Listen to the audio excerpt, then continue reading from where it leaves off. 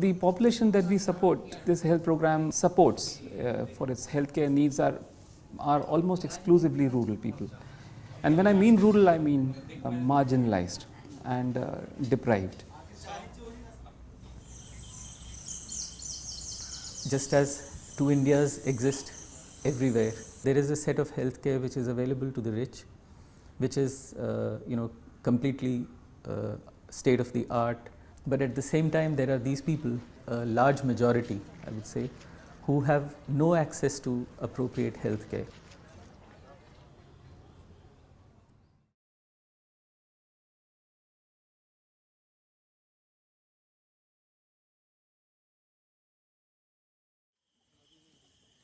We were a group of doctors who had this similar vision that we would like to see greater equity in healthcare provision as well as in the level of health of people.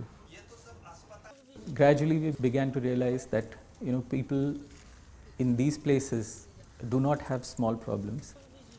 Certainly the Central Indian rural people suffer all the problems of poor health infrastructure, lack of food, small land holdings, limited employment possibilities, and the other problems of environmental degradation that comes in with poor development.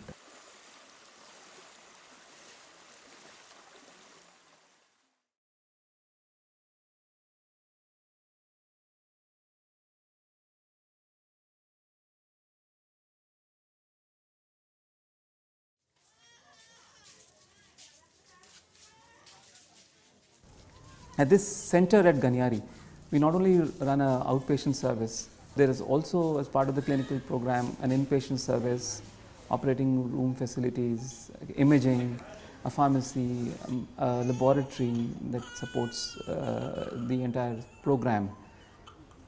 JSS has 40 beds. Usually the occupancy is greater than 40, could be 50 or 55.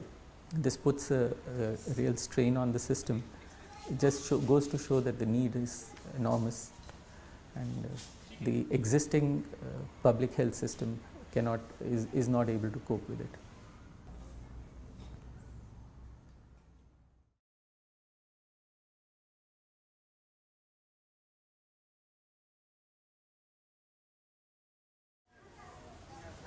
The burden of illness gets unmasked only once you start providing appropriate services at an affordable and appropriate price to people which they can easily access. It's so often that one is faced with situations where you get a patient and they have weights which are abysmal. If you have less food in your diet, then certain illnesses become more common and they become more complex and more severe, and your ability to come out of those becomes much less. If you have a woman who's coming in with a weight of 26 kilos, what kind of a surgical procedure can you perform in that woman? Or if a child who has come undernourished, who has malaria or who has tuberculosis, what are the outcomes that are expected with medical treatment in these patients?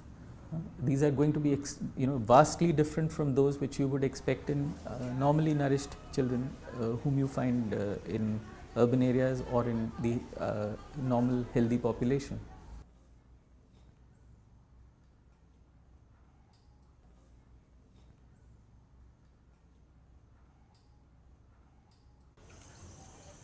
It is in this inequity that one needs to address in terms of healthcare provision, in terms of looking at the determinants of health also, whether it's clean drinking water, whether it's providing adequate nutrition to people to be able to take care of their bodies, that they are able to when they are laboring all day, that they should get adequate nutrition and adequate calories.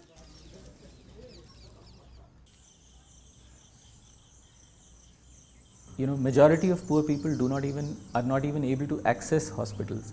Part of it may be because they have now been conditioned over a period of years that hospital care is going to be expensive. If you go there, you are likely to be fleeced of all the remaining resources, monetary resources that you have. Patients spend almost 25% of 25% of the expenses they incur on healthcare are spent on transportation.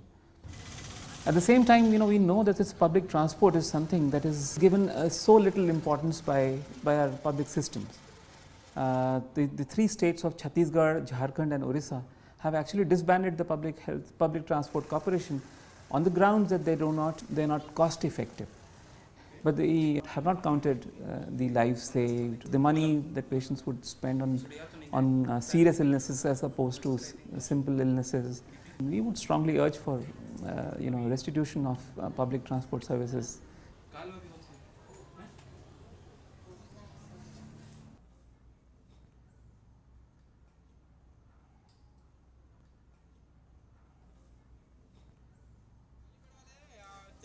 It's important that the healthcare remains in the hands of the public health system, where it's equally accessible for both the poor as well as the rich, and the same quality of care can be provided, where the rich and those who have a better access and those who have a better understanding of health and healthcare can help improve the system, bring it up to a level that can provide healthcare to the poor people also.